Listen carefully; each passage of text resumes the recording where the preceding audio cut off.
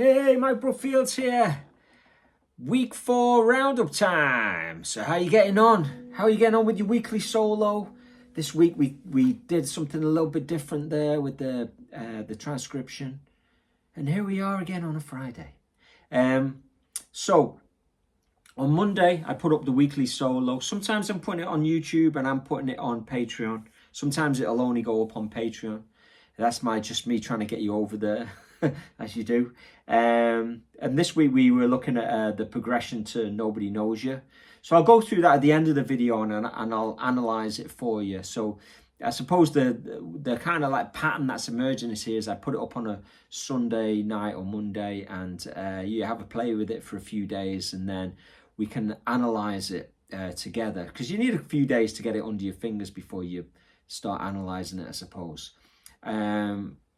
I went to see Bryan Adams on Tuesday, and wow, man, he's got some voice. If you've ever tried singing those songs, like, you know, that like the big hits, like Anything I Do, like the big hit.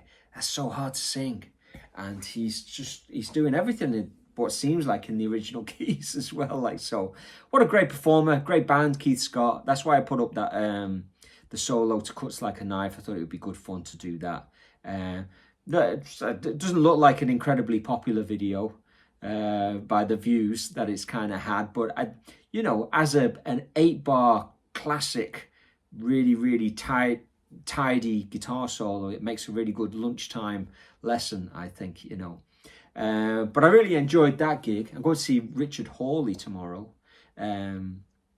Richard Hawley, you might not be aware. I don't know how big he might be in America, but he's kind of like a medium-sized artist in the UK, isn't he? And he's a real, he has his kind of rockabilly roots and stuff like that. And I think he was originally in Pulp, wasn't he? Anyway, he's a Sheffield kind of guitar player, a bit of a rockabilly, Gretsch-wielding kind of dude. And he writes beautiful tunes, if you're not aware of him. So I'm looking forward to going to see that gig on Saturday night. I'm going to more gigs than I'm doing these days. I did a nice gig with Lisa Lam on Thursday, in aid of the Ukrainians, actually, and it was a beautiful gig. I don't know if you're aware of Lisa Lam. She's a singer-songwriter, a folklorist, beautiful singer from Ireland, and you might know her from like Celtic Woman. I know she was on that, and so if you've ever seen that in the States, she was touring with that for a long time. Anyway, so busy week. So how do you get on with the Bryan Adams? It's good to get a little bit of feedback. Did you dig that, or do you rather us stick to Clapton, or do you want to hear something jazzy? I've got the old Gretsch out here.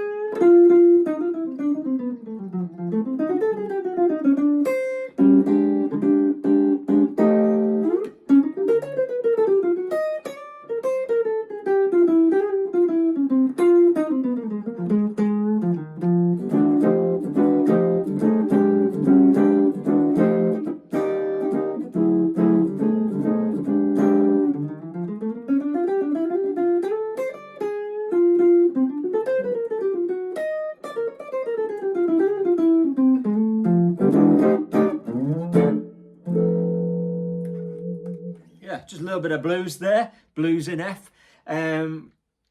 So I don't know where that came from. Just felt like appropriate to play a little bit of a bit of blues. Okay, so let's go look at this Nobody Knows You etude. So I'm going to play through the first bar. So the first thing to do, obviously, you've got to play through the chords, actually. So let's play through the chords. So you've got F to A7 to D7. So then you've got G minor, which is the 2 chord, and then the 5 of the 2 chord. Then you go into the 4 chord, and then you've got a G with a B in the bass, and then the F to the D7.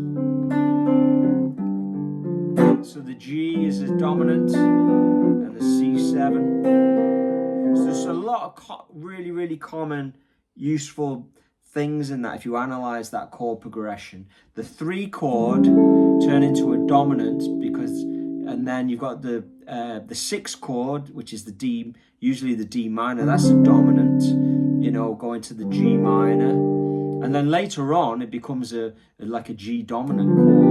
So there's a lot of dominant minor chords being flipped into kind of like dominant chords in this. So, you know, it's a really, really, really common songwriter's trick to take the 3 minor chords in a key, the 2, the 3, and the 6 chord, and then turn them into dominants, or just precede a chord with a dominant via the cycle of 5.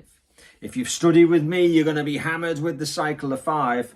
You know, some people call it cycle of 4, some people call it cycle of 5. Depends on which direction you go in. But C, F, B flat, E flat, A flat, D flat, G flat, B, E, A, D, G, C. So if you have a C chord, you can just precede it with a G7. If you had a D chord, you can just precede it with an A7. You know, so that's what I'm talking about there with secondary dominance. Just putting a dominant 7th chord in front of a chord. That was a bit of a tangent, but I mean, that's, you know, that's what's going on there, you know, in the key, in this key of F. You know, you've got a chord of A7, it's usually minor. You've got a chord of D7, it's usually minor. You've got a chord of G7 later on, and it's usually minor. Okay, so like the first bar, you've got...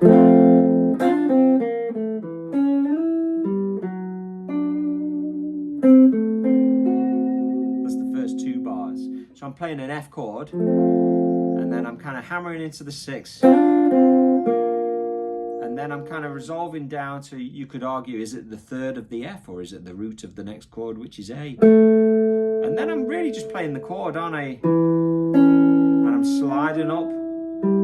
So you could, they're all chord tones. You've got the A, which is the root, the E, which is the 5th, C sharp, which is the 3rd, sliding up to the 5th, which is the E, and then the flat 7, which is the G. So it's all chord tones. And then when it goes to the D chord, I'm moving down to the F sharp, which is the chord tone, the 3rd. And then you've got the D, which is the root. And then more chord tones. So I'm really just using the chords, aren't I?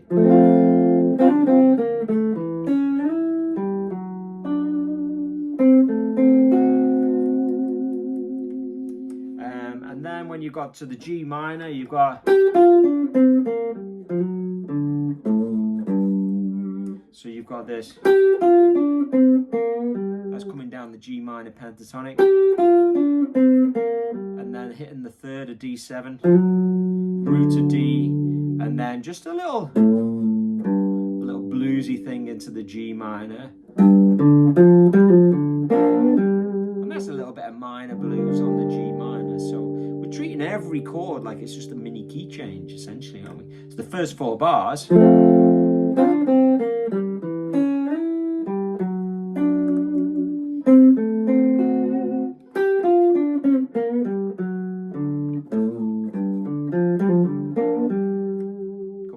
Notes in there, but no big deal.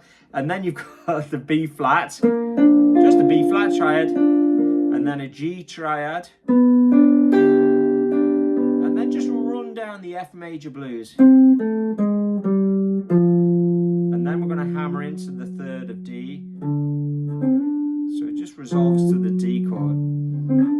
So the 3rd of D to the root, and then jump the octave. A little bit of G7 here, hitting the 3rd and the flat 7.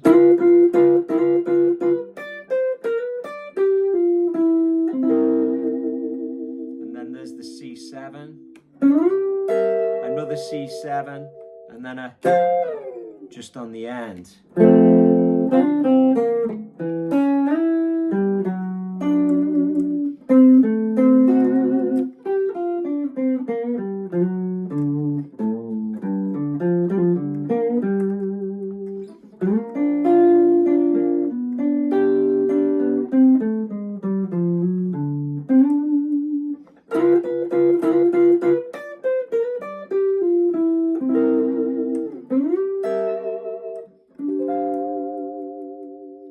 made that 6-9 at the end there.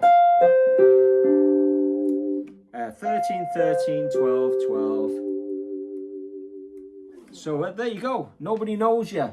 Good one to play, that one. Another one coming at you in a couple of days. You know, let me know how you're getting on. Are they coming too fast? Do you want one every 2 weeks? Is one a week too much? You know, got to keep the lines of communication open. Please head over to my Patreon if you're not there already. I'm really enjoying, you know, interacting with you guys, and it's good fun to kind of see people playing, you know, and working with these things and trying to improve. We're all trying to improve. We all practice all the time. I did a lot of practice today, actually. I was lucky. I had a couple of hours spare, and I really went at it pretty hard. Keep it burning. I'll speak to you soon. I feel like I should go.